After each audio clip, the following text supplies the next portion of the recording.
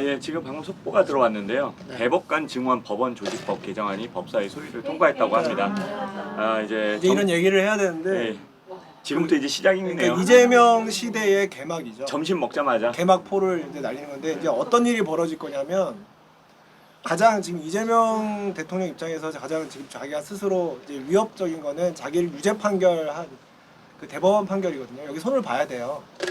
그래서 일단 가장 그 중에서 가장 강도가 작은 거 국민들이 보기에는 잘 와닿진 않죠.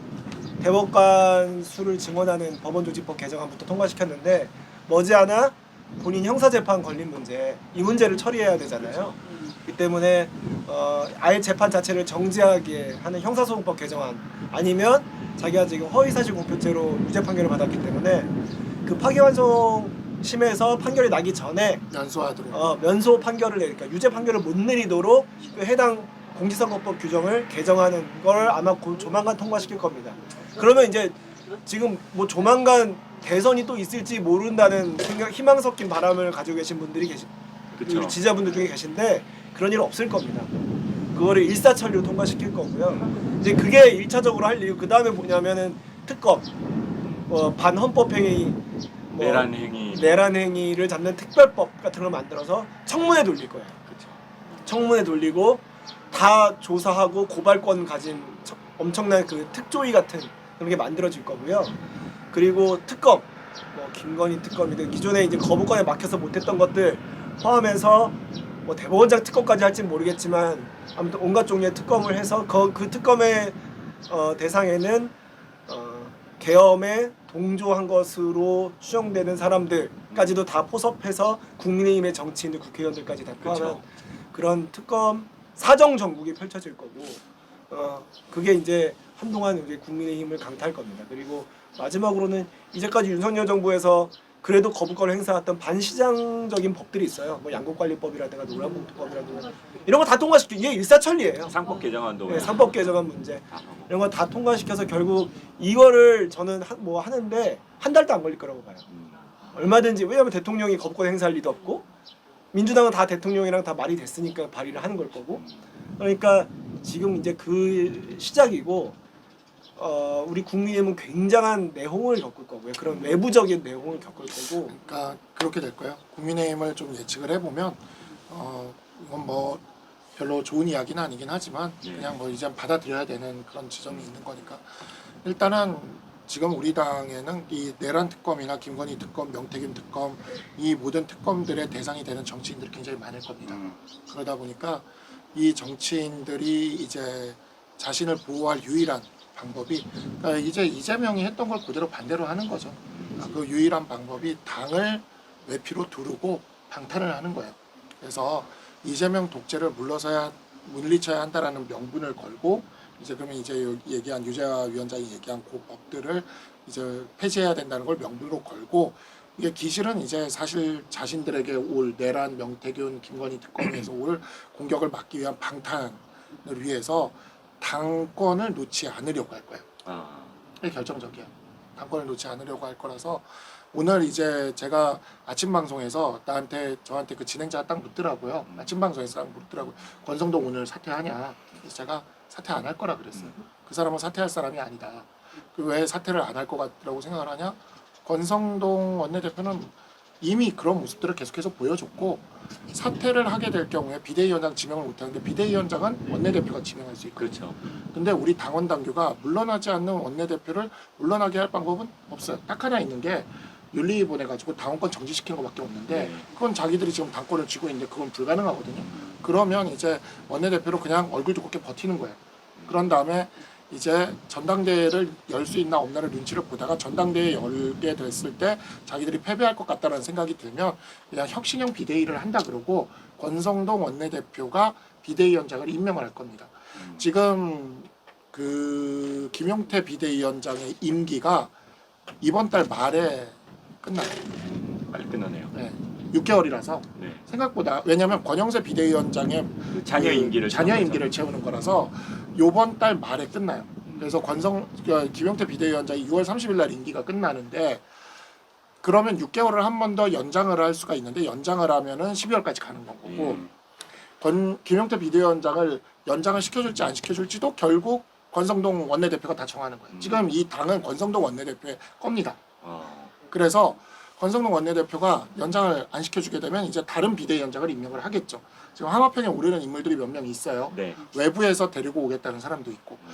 그러면 이제 그 비대위원장을 세우고 혁신형이라고 하면서 이제 구색 맞추기로 몇 명 비대위원들을 좀 이렇게 갖추겠죠.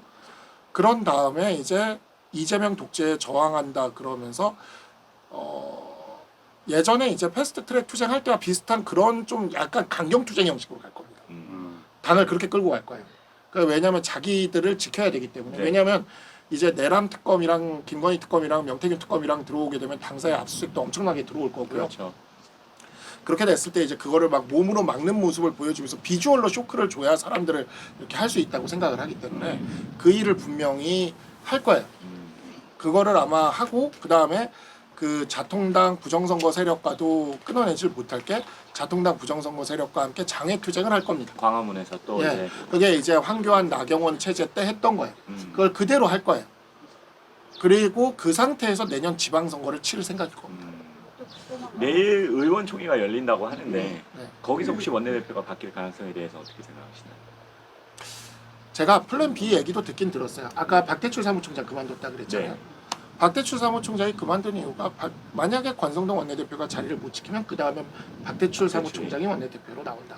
그러니까 어차피 자기들이 명수가 많기 때문에 이렇게 뭐 아랫돌 대서 윗돌 개고 이걸 충분히 할 수 있다라고 생각하는 거죠. 그래서 대선 패배로는 친윤들이 정리될 것 같지 않다.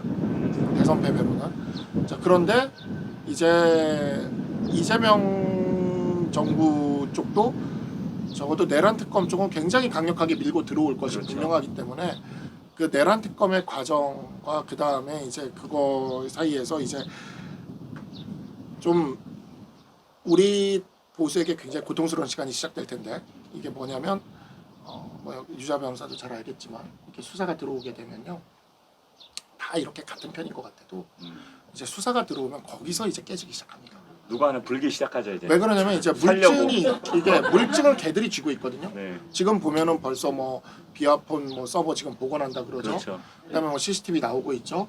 이런 물증들을 다 쥐고 있어요. 그 상태에서 이제 한 명씩 나오게 하는데 이게 지금 뭐냐면 이 계엄에 참여했던 군인들은 이미 다 감옥에 가 있는 상황이죠. 네. 그러면 이 군인들 입장에서 이 사람들을 지켜줄 이유가 없어요. 이게 뭔가 관련된 게 있으면 다 얘기를 하게 되겠죠. 네, 그렇죠. 그러면 이제 그 물증과 진술이 나온 상태에서 이 사람들이 한 명 한 명 소환되게 됩니다. 그러면 이제 뭐 또 독재에 저항한다 그러면서 방탄국회 열어가지고 또 체포동의안 막 막는다고 하면서 뭐 난리를 치고 방송들에서는 과연 친한계는 체포동의안을 동의할까요? 뭐 이딴 거 방송할까요? 제가 미래에 다 예언을 한다면. 예. 그러면서 저 패널로 나가면 친한계는 동의할 것 같으신가요? 이런 거 물을 거예요. 네. 배신 아닌가요? 뭐 이런 거 물을 거예요. 네. 권성동 의원이 그렇게 하겠다고 해가지고 비대위원장 임명시키고 전당대회 안 열어버리고 그런 식으로 해가지고 내년 지방선거까지 혼자서 버텨보겠다? 해보시라고 저는 얘기하고 싶어요. 해보시고 잘 견뎌보시고 근데 그 내란죄라는 죄가 어떤 죄냐면요.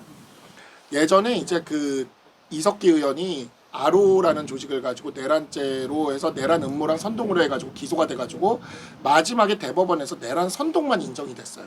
내란 선동만 대법원에서 최종 확정이 돼서 몇 년형을 받았냐? 징역 9년을 받았어요. 스치기만 했는데. 스치기만 했는데 선동만 그러니까 예를 들어서 계엄은 계몽령이다고만 해도 진짜 내란죄 선동이지. 범위 안에 들어간다고 만약에 이게 성립이 되면 기본 9년부터 시작. 기본 9년부터 시작하는 거예요. 이게 보통 범죄가 아니에요. 그러니까 그냥 대충 집행유예나 벌금 받고 끝나는 그런 범죄가 아니라 그냥 한 사람의 인생이 끝날 수가 있는 범죄가 이 내란 범죄거든요. 그렇죠. 그래서 내란 범죄는 진짜 중한 범죄라서 이게 스치기만 해도 큰 범죄인데 그런 일들의 어떤 혐의를 갖고 그러면서도 이렇게 당당한 걸 보고 있으면 역시 그 당당함과 뻔뻔함이 연륜이구나.